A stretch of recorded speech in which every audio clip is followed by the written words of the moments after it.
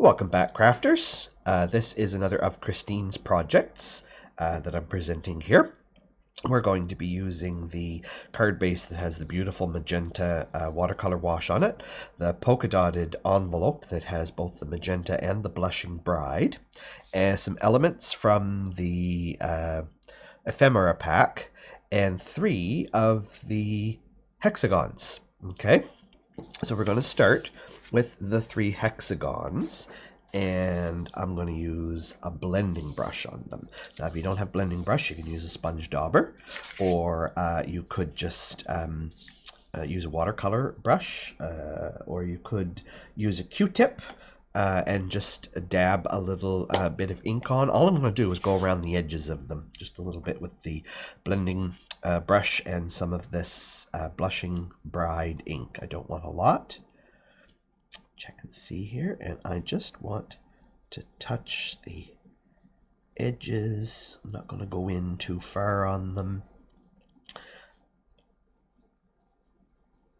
Just kind of angling my brush a little bit too so that I get the edges but not too far in, like that. Ooh, that's a lot. This ink goes a long way. You just barely have to touch the ink pad. Okay, I think that's enough on that one. Just quickly go around this one. There we go. Once you tap on once or twice and you get some ink going, it seems to pick up quite easy after that. All right, a little bit on this one. And the reason I'm doing this is because our Whisper White paper that's standard for us is actually different than the paper that they print these card bases on. And so you'll see when I put them on there, they are entirely a different white. And so I thought by softening the edges of them with a little bit of pink, that contrast between this white and this white might disappear, and you'll get the illusion that these are a light pink in color instead of white. And then you won't go, hey, that's entirely the wrong color of white. So then I thought we would do something like a geometric pattern here. And like this. I had shown this originally to Christine. She said, yeah, I like that. So there we go. And then she added a heart to it. So we're going to put the heart down here like this. And we're going to put the arrow on the heart, or through the heart. Okay. And we've got another little heart that we'll put in here somewhere. Maybe it'll go here. We're going to do lots of layering. This little vellum piece with the 3 hearts on it is going to go up here. And then from our Celebrating You stamp set, we're going to use lots of love. And we're going to put that right up here at the top. So I'll do that first while I've kind of got my layout staged here. And I'm just going to use Memento black ink. Nothing fancy. I want a nice solid sentiment here. Just going to test that on my piece of scrap paper and see how it comes out. Yeah, lovely. So we're going to put that right up here in the corner. Like that. Forgive my head. I think I just stuck it in the camera there. All right, there. Lots of love. And then we can start layering our bits and pieces up. So the vellum piece I'm going to stick on again with the little glue dot pieces because they hide nice behind those little hearts, and it won't make the vellum pucker.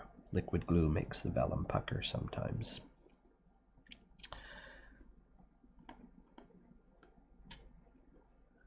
Pick those top pieces off. There we go. kind of like a word balloon. It's got a little point at the bottom of it, so those expressions of love are coming from the lots of love sentiment. All right. Now move these out of the way. I'll start with the big one, and we're going to put dimensionals on the back, and I've got my little dimensionals here so that I can put a few on. And I'm just going to go like this.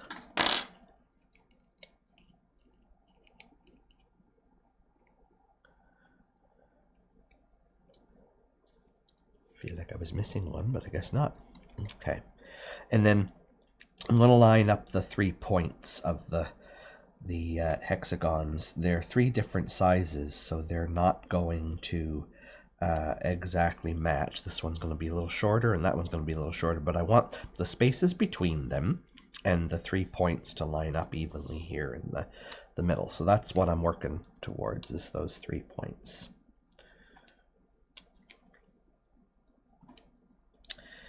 My cat has just decided that she needed to be on the desk here next to me to see what was going on.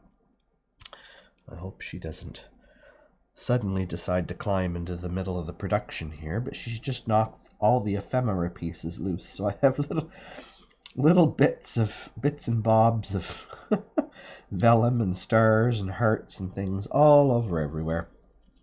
Oh well, gotta love you, waffles. And let me see, I want to get 3 on here so that it doesn't become wobbly. There we go. Okay.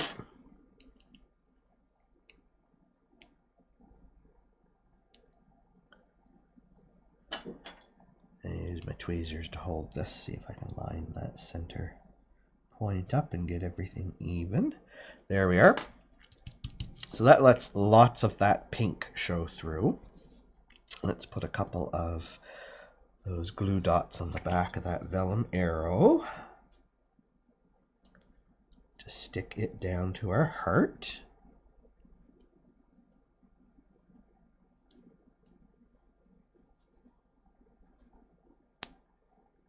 Like that.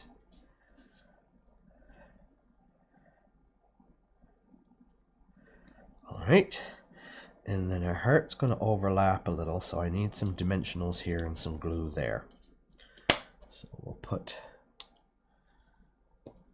dimensionals on the left side of our heart, like that, and get these off first.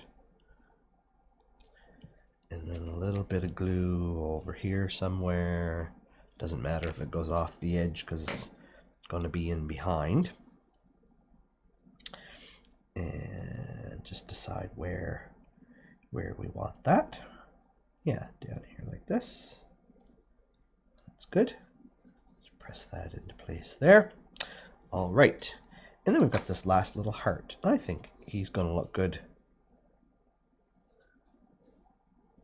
Yep, just kind of flying off the edge there like that. So let's put one of these small dimensionals behind him. He can go off like that. All right. And then to finish it off, I need some, oh, the cat is lying right on top of them. Of course you are. And we'll go to my package of them here from my stash then. Let's do some black ones, just because we got the black sentiment. We need another pop of color in here, so we're going to do some black ones. So we'll do one there, medium-sized one over here, and a larger one. Yes, down here, there we go. Now, just have to fold our card base. Give it a little burnish here. And then if you want, when you decide how you're going to decorate the inside, you could put some strip of designer paper on the inside. We haven't been doing much with the insides of the cards because we leave that for you to decide what you're going to do with it. But there is just a fun geometric design for you. And if you go to the bottom of this project page, getting tired of hearing this, I know, but you might have started with this project, so this might be the first time you've heard it. There's a Facebook button, and we encourage you to take a photo of your completed project. Click that Facebook button. It'll take you over to a post for this particular project, and we'd like you to comment and leave a photo for us so we can see what you created and how you embellished it, what your personal twist was on this card. And if you make any other projects along this line, you can post them there too. So thanks for joining us, and continue crafting and enjoying Craft Day in a Box.